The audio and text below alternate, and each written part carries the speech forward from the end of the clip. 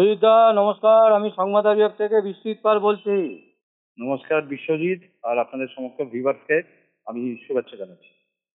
বলছি সুজিতদা, গতকাল পরশু দিন থেকে যেভাবে যাদবপুরে আর কি বিশৃঙ্খলা তৈরি হয়েছে এবং প্রাপ্ত বসুর গাড়ির তলায় একজন স্টুডেন্ট চলে গেছিল, তিনি প্রাণে বেঁচেছেন আর কি কোনো রকম।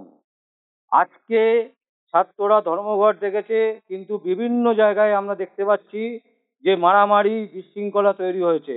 যে বিদ্যাসাগর কলেজ থেকে শুরু করে যাদবপুর কলেজ, মেদিনীপুর কলেজ, সমস্ত জায়গাতে। কি বলবেন, কেন এই বিশৃঙ্খলা? প্রথমত পরশুদিন ওই ঘটনা, ওই সময় আমি ছিলাম। আমি যে গাড়ি দিয়ে পাস করছিলাম, ওই সময় দেখছিলাম পুলিশ বেধড়ক মার মারছে পড়ুয়াদের। আমি প্রথমে আগামী দিনের জন্য গুরু বিশ্বাস জানিয়ে বলছি যে তোমাদের সকলকে আমি জানাচ্ছি যে সিপিএম আর তৃণমূল দুজনে আঁতাত হয়ে যখন করছে, এই রাজ্যে কিছু হবে না। আগামী দিনে তোমরা যদি ভালো চাকরি করতে চাও, আমি এইটুকু বলছি, যদি ভালো চাকরি করতে চাও ব্যাঙ্গালোরে যাও, অলমোস্ট অন্য পার্টস অফ ইন্ডিয়াতে কোথাও যাও, পশ্চিমবঙ্গে থেকে না। পশ্চিমবঙ্গের ডাক্তারদের ধর্ষণ করছে মমতা ব্যানার্জির দল। এরপর এখন টিএমসি আর সিপিএম একসঙ্গে লড়াই, মানে লড়াই না, করাপশনে নেমে পড়েছে যাতে তোমাদের জীবন যাতে আরো দুঃসহ হতে পারে। এর জন্য পুরো দায়ী হচ্ছে মমতা ব্যানার্জি। যতদিন যাবে এই মমতা ব্যানার্জি কালসাপ হয়ে তোমাদের রক্ত চুষবে। আমি এত পরিষ্কার বলে যাচ্ছি, আগামী দিনে 2026-এ যদি আমরা আসি, আমরা যদি বিজেপিতে আসি, তখন দেখতে পাবে শৃঙ্খলা। যতক্ষণ না না দেখতে পাবে, এই রাজ্যে কিছু আশা করো না। আমি ভালো কথা বলছি, আশা করো না। আমি কাল থেকেই সমস্ত জায়গায় দেখছি।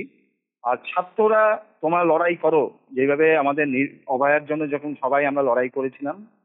অভয় না, সরি, নির্ভয়ের জন্য যখন লড়াই করেছিলাম, তোমরা লড়াই করো, লড়াই করতে থাকো। তোমরা দেশের উন্নতি তোমরাই আনতে পারবে।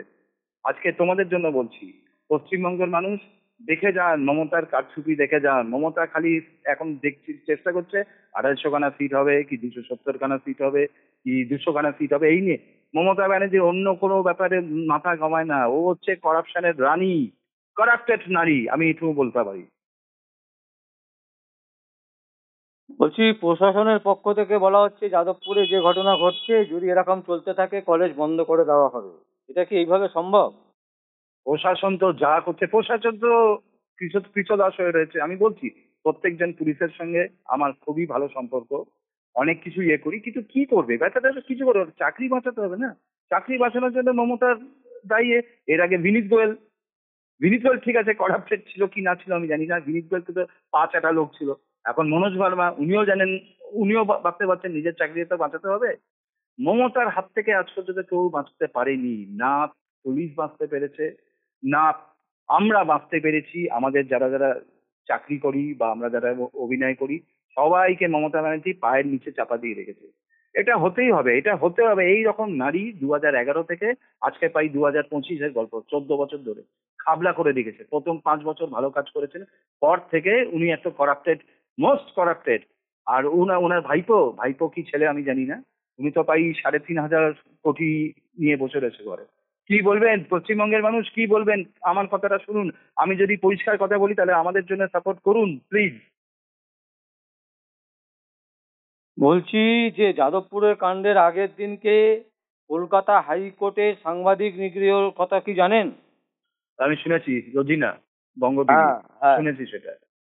মানে এই তো মানে এটা তো পুরো শুধুমাত্র মানে সাংবাদিকদের ওপর নয়, একেবারে। সাংবাদিকদের ওপর আজকে তোমার চ্যানেল থেকে শুরু করে, ইটিভি থেকে শুরু করে, রিপাবলিক বাংলা থেকে প্রত্যেকজনকে একদম চাপে রেখে দিয়েছে মমতা ব্যানার্জি। মানে উনার কথা যেই না শুনবে, সবাইকে একদম দাঁড় করিয়ে রেখে দেয়। মানে কি ধরনের মহিলা আমি জানি না।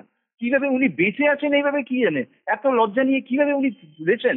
উনি একদিকে বাঁ দিক থেকে উনি হচ্ছে পাগল, আর ডান দিক থেকে হচ্ছে শয়তান শিয়ানা। কলকাতা হাইকোর্টে বিশ্বজিৎ বসুর ঘরে একটি মামলা ছিল, সেই মামলা শুনানি থেকে তিনি পিছিয়ে গেছেন। তিনি বলছেন যে অসহ্য লাগছে আমার মামলা শুনতে, আমি এই মামলা শুনবো না, এই মামলা থেকে অব্যাহতি নিচ্ছি।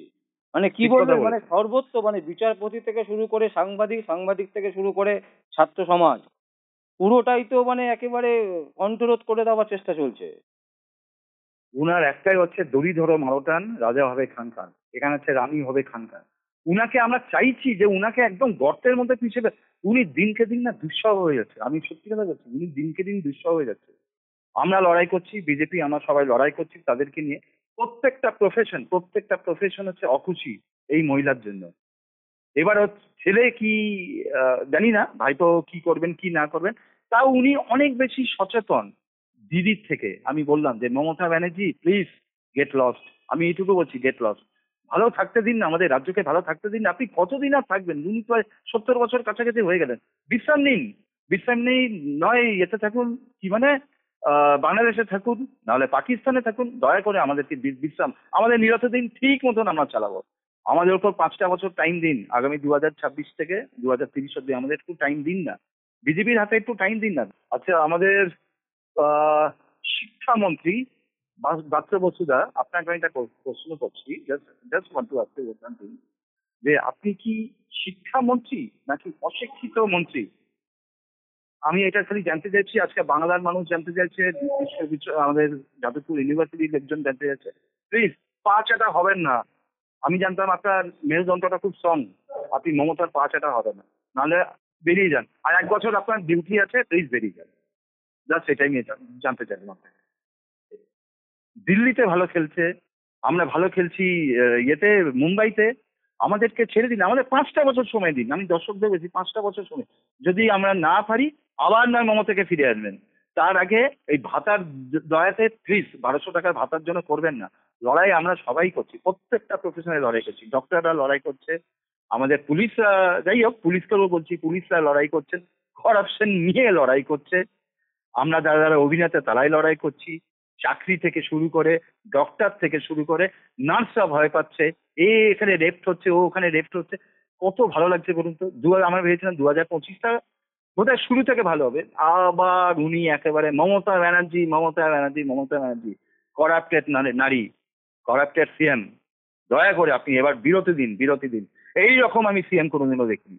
এর আগে আমাদের বুদ্ধদেব বাবু, উনি যা লার্নেড লোক, আমি ওনাকে হ্যাটস জানাই। আমি বিরতিতে থেকে বলছি, বুদ্ধদেব বাবুর মতন এত ভালো মানুষ, এত সুদূরিত চরিত্র আমি এরকম দেখিনি। তারপরে কে এলো? মমতা ব্যানার্জি। ওরে বাপ রে বাপ।